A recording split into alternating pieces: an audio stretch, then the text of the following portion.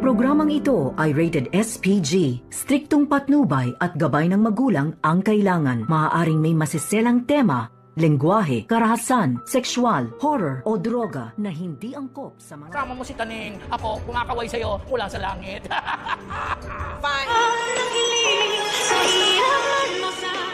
Ngayong Lunes, narito na nga ang ating pagkaabangan mamaya sa abot kamay na pangarap. Bago nga mahulog sa bangin itong si Don Pepe, ay asar talo naman itong si Moira dahil tila inaasar ngayon ni Don Pepe itong si Moira na nakahanda na ngang mawala itong si Don Pepe. At dito naman na sinabi ni Don Pepe kay Moira na habang na sa itaas daw siya sa langit, kumakaway daw siya dito kay Moira. At dito naman na naasar ng gusto itong si Moira. At nang iwanan nga nila Moira at Balahadja itong si Don Pepe at pinakalagan dito ni Dax, ay dito naman na kumuha ng pagkakataon itong si Don Pepe at gamitin itong binigay ni Zoe na gamot na pangpatulog. At dito niya na itinurok kay Dax at nahimatay nga ito. At hindi na nga nag-aksaya ng oras itong si Don Pepe. Agad siya na kumuha dito ng kahoy upang ipokpok dito naman kay Balahadja. At sakto nga pagpasok ni Balahadja dito sa pinagtatalian ni Don Pepe ay dito niya hinampas at talagang bumulagta ito. At dito na rin nagmamadali itong si Don Pepe lumabas at dumaan sa likuran. At dito rin na niyakap ni Zoe nang makita ni Zoe itong si Don Pepe.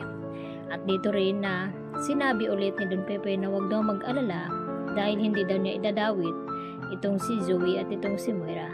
Kaya agad na tinungo nila ni Zoe at Don Pepe itong kotse at pinasakay siya nito.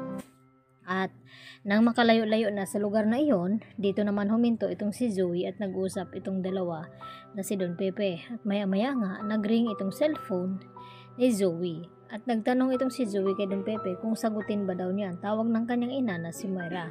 At dito naman na sinabi ni Don Pepe na sagutin niya para hindi magduda at hindi mag-isip na kung ano-ano itong si Moira. At dito nga sinagot ni Zoe at nagtanong pa nga ito kay Don Pepe na kung sabihin na ba daw niya na pinatakas niya itong si Don Pepe at wala siyang balak na idamay sa pangyaring pagkidnap dito. At dito naman na sinabi ni Don Pepe sa kanila kay Zoe na wag daw muna dahil baka nandun pa itong si Balahadja at delikado itong si Moira. Kaya agad naman na lumabas sa kotse itong si Zoe upang kausapin na nga itong kanyang ina. At dito na nga na nagkukunwari itong si Zoe na walang alam at nagulat kunwari na nakawala nga daw itong si Don Pepe. At dito naman na nagbabanta itong si Moira kay Zoe na kapag hindi daw nila matagpuan itong si Don Pepe ay talagang mabubulok sila sa kulungan. At dito rin na ibinaba na nga ni Zoe ang telepono at sakto naman na tinawagan ni Don Pepe itong si RJ at itong si Giselle. Sa akala na narinig at nalaman na nga dito ni Giselle at RJ na may kinalaman nga itong si Zoe at Moira sa kidnapping. At dito rin ang gagalait sa galit itong si Zoe at hindi niya napigilan itong kanyang sarili.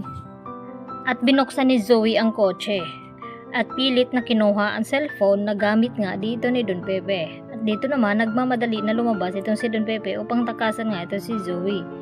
At dito rin sa labas ng kotse, dito nagtatalo ang dalawa at sinabi ni Zoe na walang utang na loob itong si Don Pepe pagkatapos niya itong tulungan. At dito rin nagumante itong si Don Pepe at sinabi kay Zoe na traidor ito at wala siyang apo dahil si Annalyn lamang nag-iisang anak dito ni RJ.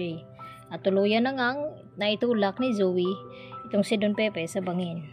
At dito naman na hindi ipatiyak kung nakakaligtas nga ba ito. Kaya yan naman ang ating pakatutukan kung masabi pa ba ni Don Pepe ang kanyang nalaman na ito si Zoe ay hindi nila kadugo. Yan lang po at marami pong salamat.